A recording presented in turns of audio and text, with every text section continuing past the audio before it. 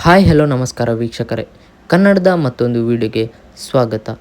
ಈ ಒಂದು ವಿಡಿಯೋದಲ್ಲಿ ನೀವು ನೋಡ್ಬೋದು, ಗಿಲ್ಲಿ ನಟ ಅವರು ನಿನ್ನೆ ನಡೆದಂತಹ ಒಂದು ಈವೆಂಟ್ನಲ್ಲಿ ಭಾಗವಹಿಸಿದಂಥ ಕೆಲವು ಫೋಟೋಸ್ಗಳನ್ನು ನೋಡಬಹುದು.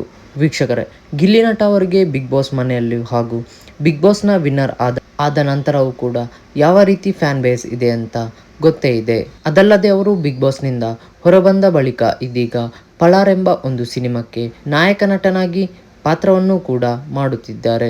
ಆದರೂ ಅವರು ಕೆಲವೊಂದು ಇವೆಂಟ್ಗಳಲ್ಲಿ ಕಾಣಿಸಿಕೊಳ್ಳುತ್ತಾರೆ. ಹಾಗೆಯೇ ನಿನ್ನೆ ನಡೆದಂತಹ ರೈತ ಸ್ನೇಹೋತ್ಸವ ಎಂಬ ಒಂದು ಇವೆಂಟ್ನಲ್ಲೂ ಕೂಡ ಭಾಗವಹಿಸಿದರು.